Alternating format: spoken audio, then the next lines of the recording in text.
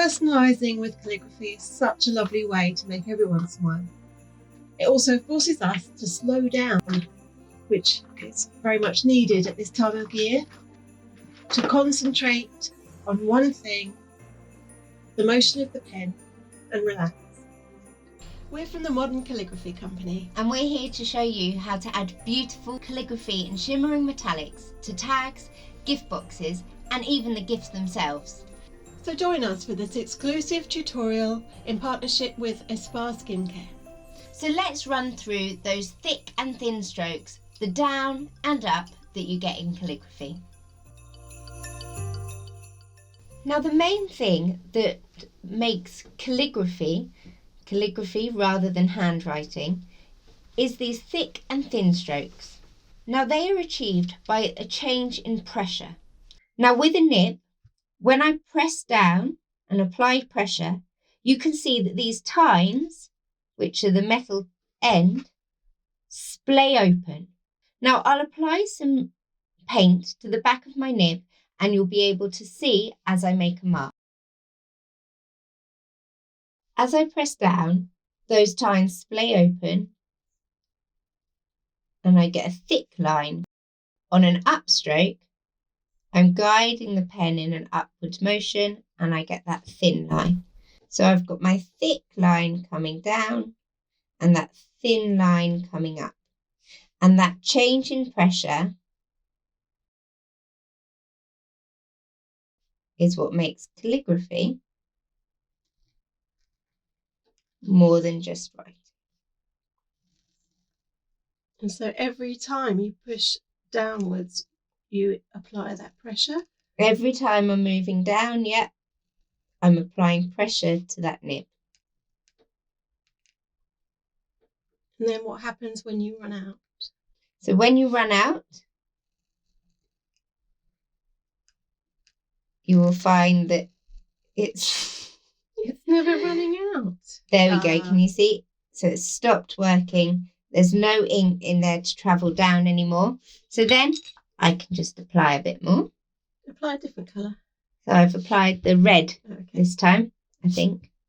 Maybe I'll apply a bit of the light one too.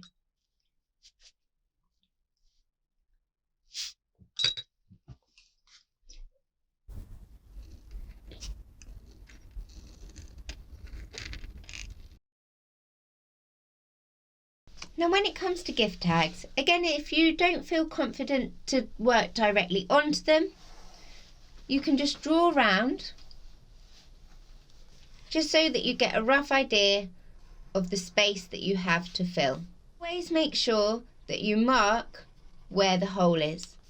You want to decide whether you're going to work landscape, or if your message would fit better, portrait. So I'm going to be writing Merry Christmas on this one because I've got lots of space to fit Christmas in there.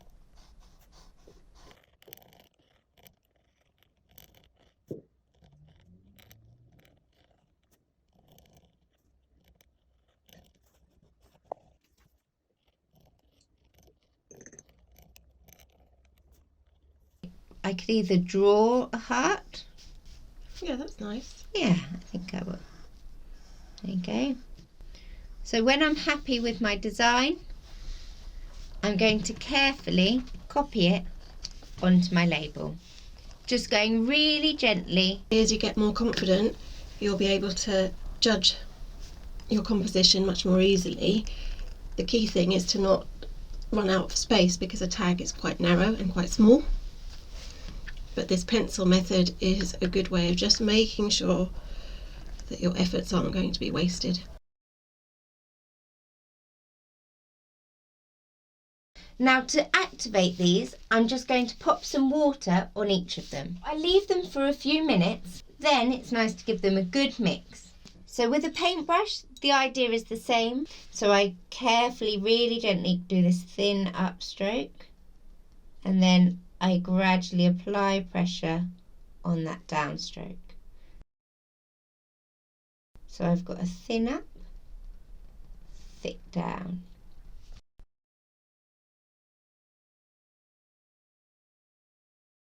Now when you're writing on a object that is 3D, it's a good idea to have a little something next to you just to raise your arm up to the same level. So a pile of books or another box, that can be really helpful.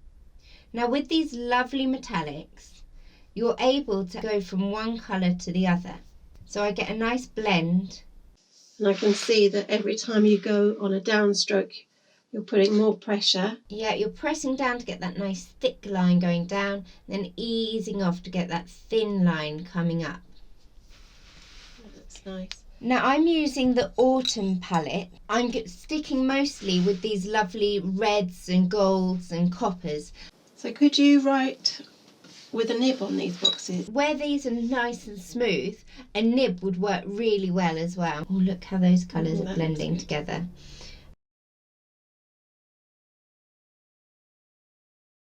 Now with these spaces, I'm just going to fill that with some little doodles of some holly.